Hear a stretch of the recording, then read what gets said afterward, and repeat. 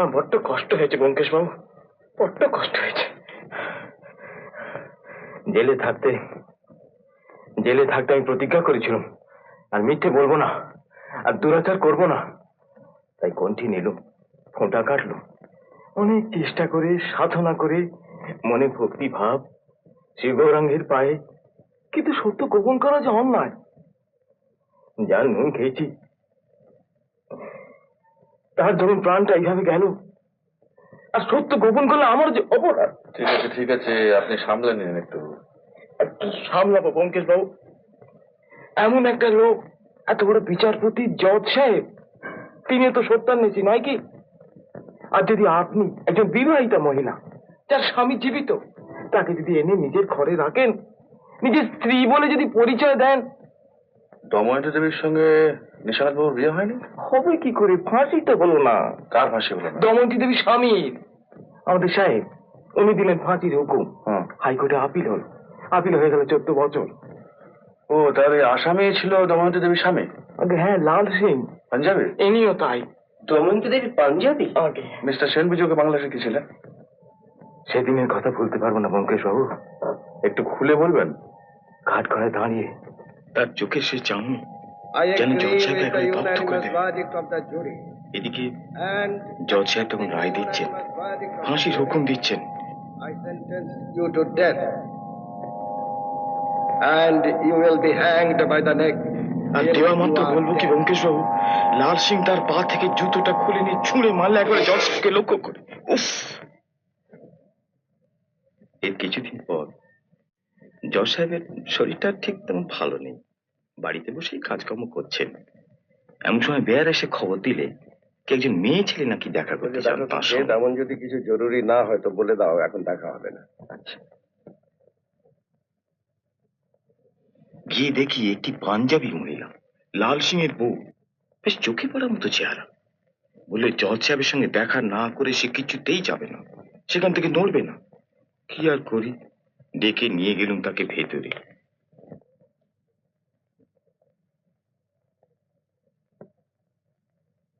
मैंने सिर्फ एक बात कहना है जज साहब, मैंने उससे शादी की थी मोहब्बत करके। किससे मालूम था वो कितना बुरा है।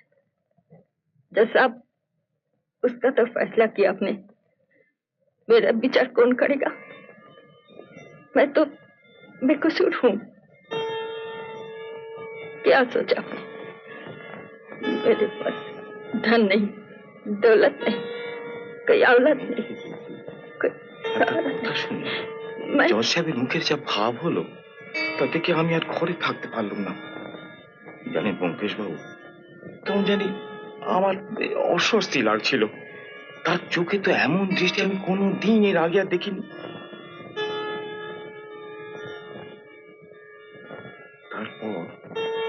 তারপর থেকে ব্যোমকেশ বাবু দেখতাম সে প্রায় আসতে শুরু করেছে।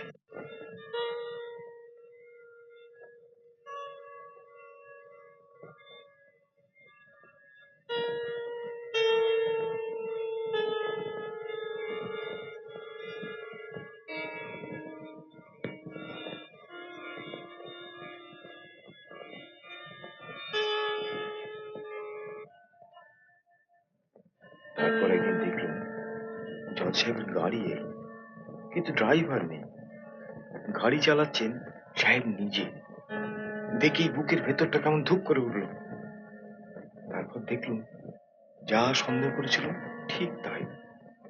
উনি সঙ্গে করে নিয়ে এসেছেন সেই লাল সিং এর বউকে, আর সেই যে উনি এলেন সেই রয়েই গেলেন চিরকালের মতো। এইসব দেখে শুনে মনটা আমার কেমন যেন হয়ে গেল। যাকে এত মান্যি করতুম, দেবতার মতো এত ভক্তি করলুম, তার যদি এমন মতিভ্রম হয়, তাহলে আমি তো সামান্য কেনেনি, আমি কেন খামখা অভাবে কষ্ট পাই? আমি নিজের দিকটা একটু গুছিয়ে নিই না কেন? চুরির যে অপরাধ, সে কি জজ সাহেবটা করলেন তার যে বড় অপরাধ। তাহলে আপনি কতকটা মনিবের উপর আস্থা হারিয়ে চুরিটা করেছিল না? হ্যাঁ, এছাড়া আর কিছু নয়। তবে অনুতাপ হয়েছিল। জেলে বসে থেকে মনে হয়েছিল মানুষের শুধু একটা দিক দেখলে চলবে কেন? নিশানাথ বাবুর সঙ্গে আমার যে সম্পর্ক, সে তো মানুষে মানুষের সম্পর্ক, সেখানে তো কোনো পরিবর্তন হয়নি। তবে তার ওই অন্য দিকটায় আমি যে বিচার করব, তার অধিকারটা আমি পেলাম কোথায়? এটা আমি কি করলাম? আমি এটা ঠিক আছে বিজয় বাবু, আপনি কথাগুলো বলে আমাদের প্রচুর উপকার করলেন, আপনাকে অনেক ধন্যবাদ। জানেন, এই 3 রাত আমি একটুও ঘুমোইনি। বেশ, তো এখন থেকে ঘুমোন। আচ্ছা, এই লাল সিং লোকটি কি এখনো জীবিত? আগে ফাঁসিতে তার মৃত্যু হয়নি এটুকু আমি জানি। আর জেলে তো প্রায় 14 বছর, হ্যাঁ তাও তো প্রায় হয়ে গেল। লোকটি করতো কি? আগে এক মোটর গ্যারেজের মালিক ছিল। ওই মোটরের কি একটা স্পেয়ার পার্টস নিয়ে তার এই অংশীদার তাকে খুন করেছে।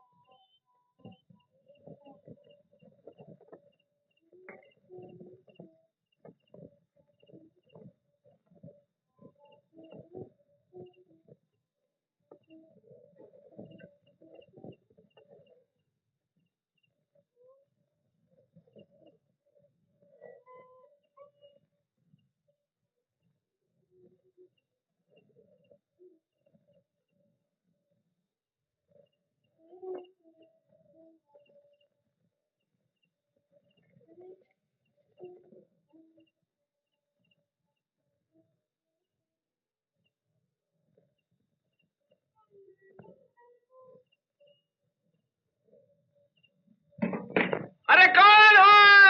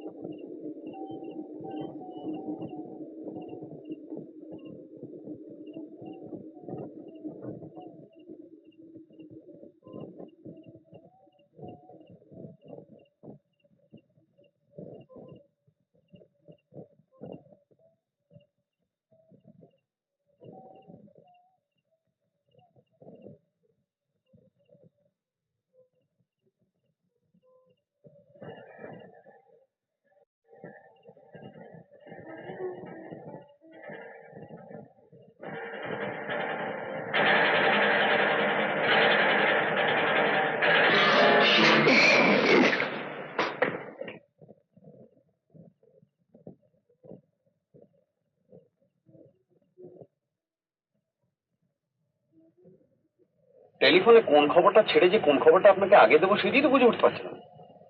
এখানে এক মরশুম লেগে গেছে। আচ্ছা, এই সেকেন্ড মার্ডারটা আপনি অ্যান্টিসিপেট করতে পেরেছিলেন? করা উচিত ছিল প্রমোদ বাবু। সেই দিনই বোঝা উচিত ছিল যে ছেলেটি একটা কিছু দেখেছে। দেখা মানে এভিডেন্স, আর এভিডেন্স মানেই হচ্ছে ওর জীবন বিপন্ন। কি সাংঘাতিক বেপরোয়া লোক মশাই, আর ওই একই লোক, কারণ ওই একই ভাবে মাথা বাড়ি মেরেছে। তাহলে আপনারা দুদিনের মধ্যে খুনিকে হাজির করা হলো না? আরে তো মশাই, এর মধ্যে যে একটা দাড়িওয়ালা ব্ল্যাকমেলার জড়িয়ে আছে আর আমি জানবো কেমন করে বলুন? প্যাঁচের মধ্যেও তো প্যাঁচ। ও সব কনফেস করেছে এভরিথিং। আর সেও ফ্যান্টাস্টিক ব্যাপার। 14 বছরের জেল হয়েছিল, গুড কন্ডাক্টের জন্য ছাড়া পেয়ে গেল 12 বছরের মাথায়। ওখান থেকে বেরিয়ে ও জজ সাহেবের খোঁজ করল, আর ওর বউ যে জজ সাহেবের সঙ্গে রয়েছে এই খবরটা কিন্তু আগেই পেয়ে গিয়েছে। তারপর ওখান থেকে এলো মোহনপুরে, কলোনির সমস্ত হাব ভাবটা বাইরে থেকে জেনে নিয়ে ফিরে গেল কলকাতায়। কলকাতায় গিয়ে ও মিসেস সেনকে একটা চিঠি লিখলো, এই আপনার ব্ল্যাকমেলের মেথডটা জানি। প্রতি মাসে ও একটা করে মোটর পার্টস ওই জানলা দিয়ে ফেলে আসবে, আর তারপর দিন রাত 10টার মধ্যে 500টা টাকা ওই কাঁচের ঘরে ফুলের টবের মধ্যে রেখে আসতে হবে। দময়ন্তী দেবী জানেন যে তার স্বামী অ্যারেস্টেড? নো স্যার, এই কাজটা আমি আপনার জন্য রেখে দিয়েছি। আচ্ছা, আমি সবাইকে যেটা করবো।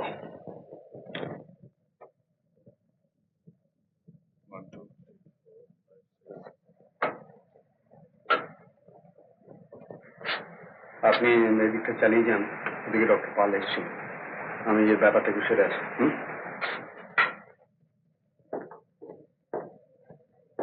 আসুন,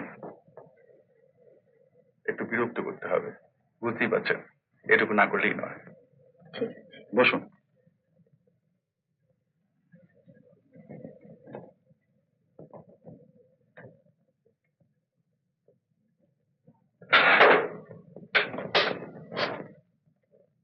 কাল রাত্রে আপনার স্বামী অ্যারেস্টেড হয়েছে, সেটা জানেন কি?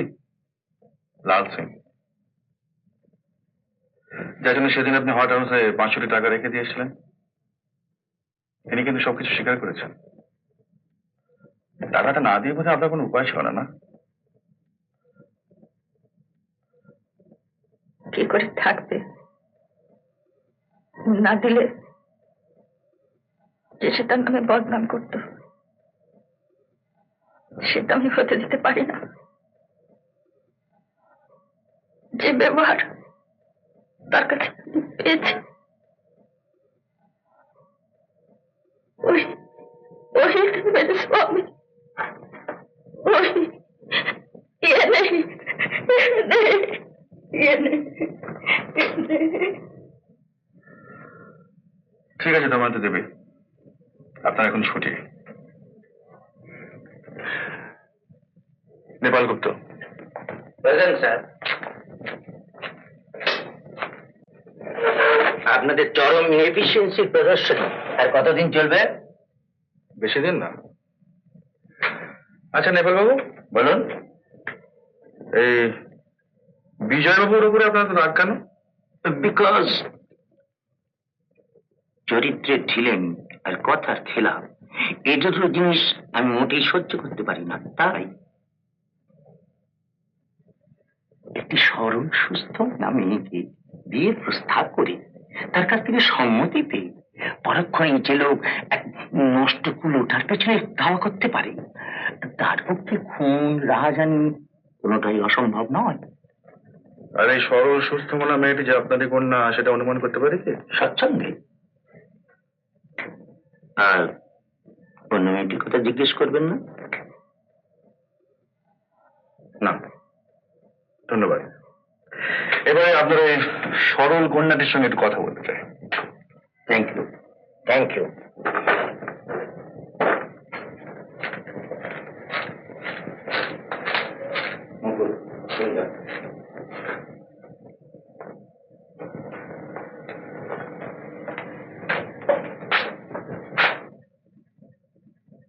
আপনি প্রশ্ন করবেন? সেই রকমই তো ইচ্ছে আছে। যদি কোনো প্রশ্নের জবাব না দিই? দেবেন না? বসুন।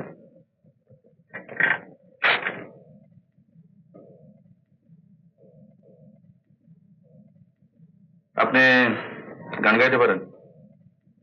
একটু একটু। শিখেছেন কারোর কাছে? না, গুনগুন করার অভ্যেস নেই? সেটা মনের অবস্থার উপর নির্ভর করে। মন ভালো থাকলে করতেও পারি।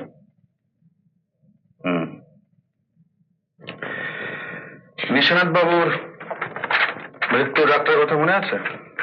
আছে। তখন আপনি কি করছিলেন? আমার ঘরের বাতি নিভিয়ে আমি জানলার কাছে দাঁড়িয়েছিলাম। কোনো শব্দ টব্দ শুনতে পাননি? হ্যাঁ, ঝিঝির ডাক, শেয়ালের ডাক, ডাক্তারবাবু সেতারের আওয়াজ। সেলাইয়ের কল বন্ধ ছিল। আচ্ছা, বিজয়বাবু আপনাকে বিয়ের প্রস্তাব করেছিলেন? হ্যাঁ। হলো না কেন? সে কথা আমি বলতে চাই না। আচ্ছা, আপনি এখন আসতে পারেন। বনলক্ষ্মী দেবী। লাইক মাস্টার লাইক সার্ভেন্ট, মাথায় বাড়ি তৎক্ষণাৎ মৃত্যু। রাত 10টার পরে। কি হলো মশাই, এদিকার কি মনে হচ্ছে? কিছু পেলেন? ইন্টারেস্টিং।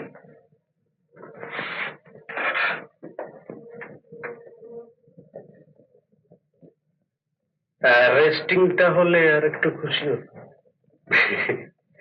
আমাকে হতাশ করলেও আমি তাকে ছোট করতে চাই না। অতএব মুকুল বিজয়কে এখনো ভালোবাসে, কাজেই মুকুলের এভিডেন্সের কোনো দাম নেই। অজিত, আমি কি মূর্খ, আমি কি মূর্খ। যদি মূর্খ হতো না আমি। আরে তুমিও মূর্খ অজিত, তুমি মূর্খ। তা নাহলে আমার উত্তেজনার কারণ তুমি বুঝতে পারতে। এ পাগল ছাড়া হয় না। ধরবেন মাথার গন্ডগোল যদি থেকেই থাকে, হয়তো সে সুস্থ মস্তিষ্কে খুনটা করেনি। না না, এই যে পাগলা পাগলা ভাবটা, এটা সেটা ভাওতা, ক্যামোফ্লাজ।